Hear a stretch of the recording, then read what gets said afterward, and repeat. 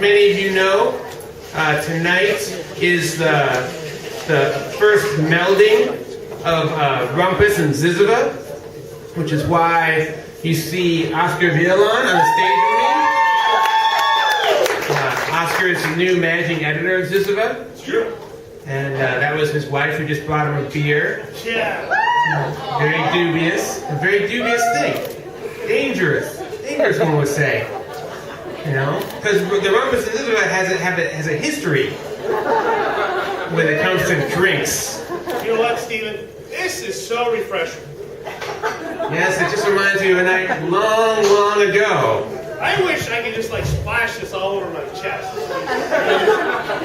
It's a very masculine thing. I would like to point out that when I threw that drink on Howard Junker, I had an extra shirt in my bag, and he was welcome to it, and I pointed that out. So if you throw that drink on me, you better have a shirt in your bag. Is all I'm saying. That's all I want. I think that's reasonable. It's a Cheech and Chong T-shirt. So we have here the spring 2011 issue of Ziziva, who we're celebrating. We have some of their fantastic authors with us. And Oscar, did you want to say anything to this lovely crowd? Sure, why not? Yes. First of all, thank you very much for coming out. Because you know it's Monday night. You've been watching 18. So thank you. That's sad. I'm the only person who remembers when I was there. So. Hey, thank you, Monday nights. And NBC wish everyone still remembered when we stopped playing. Thank you for coming out. Yeah, we do have a lovely selection of our writers for this issue.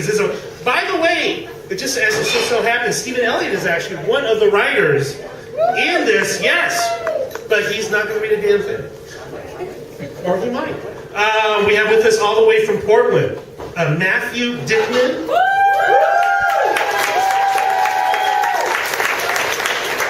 And Erica Ricardone. Yes. Tremendous writers. We're very, very thrilled to have them in the issue. We also have with us all the way from Marin County. Whoa. Tom Barbash. Tom Barbash is here. He promised he will read from an excerpt from one of his, or maybe the whole story from his piece in the spring issue of Ziziva. He promised there would be no gunplay. So, Tom, thank you. That was big of you. That's pretty much it. But as you get briefly, just to say, Laura Kogan, the editor of Ziziva, is here. Please, my boss. Thank you. Who looks nothing like Howard Junker. So, not a bad-looking man. Not a bad-looking man. No, not at all. Fit.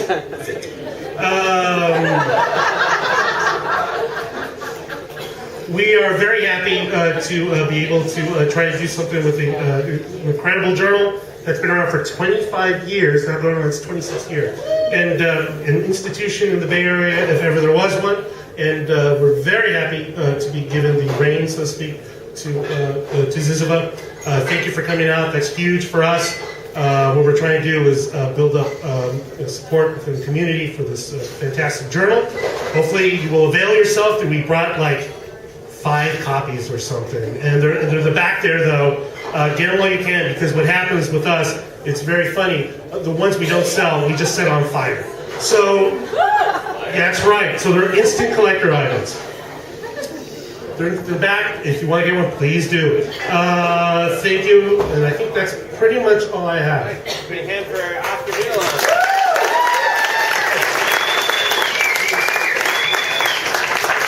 So I thought I would open up. So they, in this newest Ziziva, they published a selection from some of my daily Rumpus emails.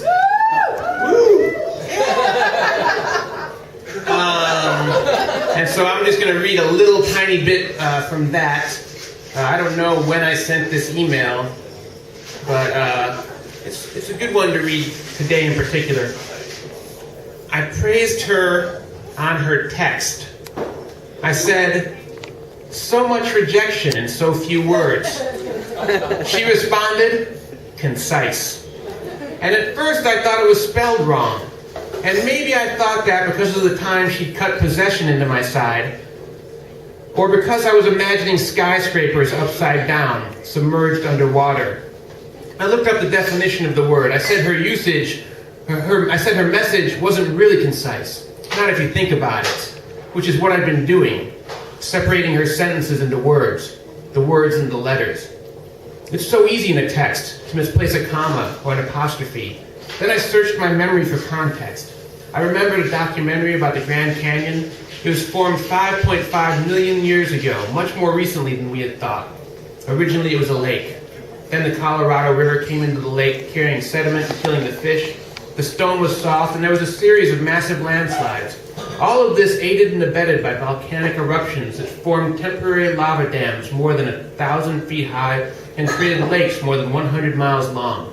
The lava met the mighty river in great clouds of steam, an event that must have been magnificent. The thing about the Grand Canyon is it's beautiful. The other thing about the Grand Canyon is I've never been there. This was the subtext of our brief messages. Already I was in another city and overwhelmed with perspective. I'd lost 3 hours on the flight and they were coming to me all at once. I thought of the code breakers during World War II and how if I had been a code breaker, we would have lost the war. Then I thought of Douglas MacArthur wanting to drop a nuclear bomb on North Korea and invade China. What did that mean? Cracking codes, the use of excessive force, the relatively short time it takes in geological terms to carve a thick path through the Earth's heart. So that's from the Daily Rumpus. And then if you were actually signed up for the email, then you would then get a series of links to various things on the Rumpus, and you'd be wondering why that was. And I send those out most days.